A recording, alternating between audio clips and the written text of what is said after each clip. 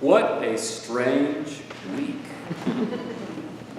Someone posted, and I tend to agree, that I felt like I was in an episode of The Twilight Zone.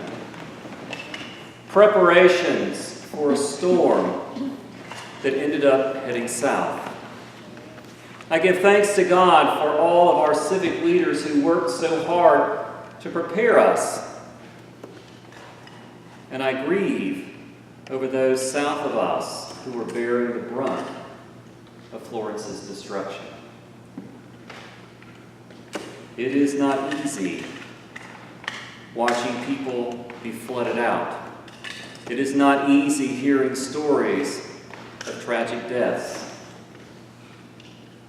This was supposed to be our storm.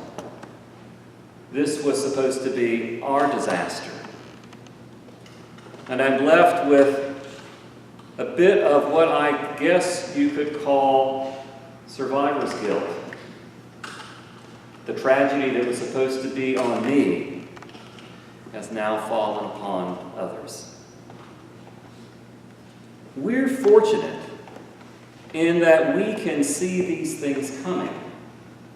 And even though they can't tell us exactly where the path is going to fall with absolute certainty, we've known for days that Hurricane Florence was coming. In the 19th century, they had no such warnings. No such warnings for hurricanes and no such warnings for plagues. These things just appeared, and the population had to deal with it the best that it could. In 1855, a ship sailed up the Elizabeth River and dropped its anchor and dumped its bilge water.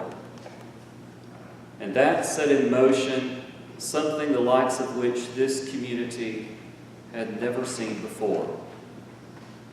A raging yellow fever epidemic.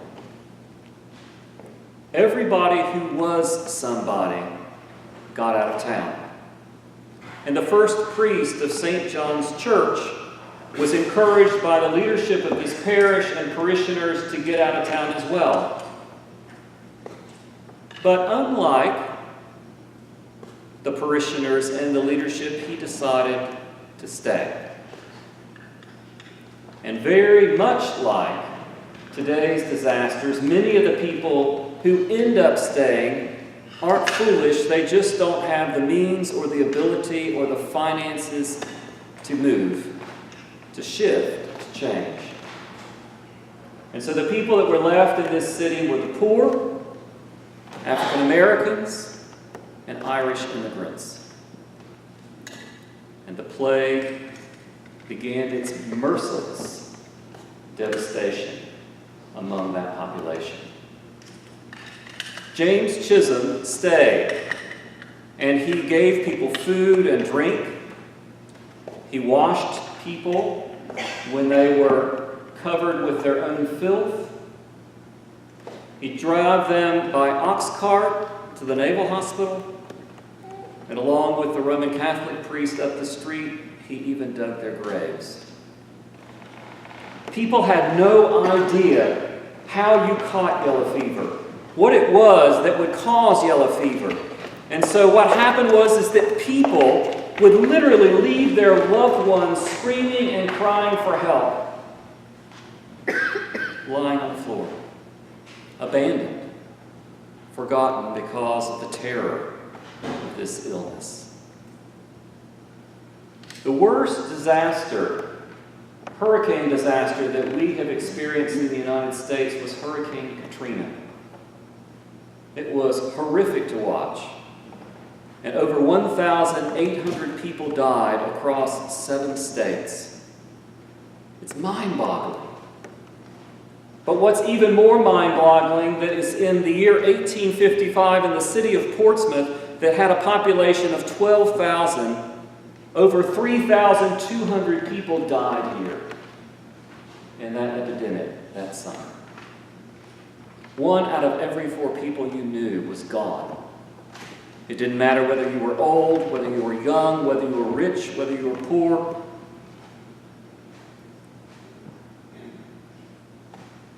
And in the midst of Chisholm's day,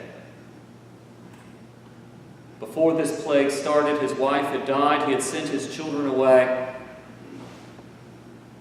and he labored alone. At the end of August and the beginning of September, it began to look as if the yellow fever was abating and people began to come back in town, and James Chisholm thought that he had survived. But on September 11th, he began to develop symptoms of yellow fever. Parishioners took him to the Naval Hospital, and on September 15th, he died of yellow fever at the age of 39. What would give someone the strength to do what he did? People described him as kind of bookish, introverted, kind of a milquetoast kind of guy, not socially outgoing, but somehow he had the fortitude and the strength to do something quite amazing.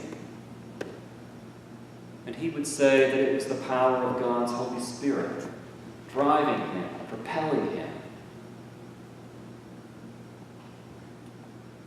What a great witness for a church that says we are called to move into the neighborhood. For James Chisholm literally moved into the neighborhood and offered his life for that neighborhood, that people might be saved, that people might be healed, that people might be redeemed. May God give us the strength. May God give us the power to witness that strongly, that powerfully, to our neighborhood in this day.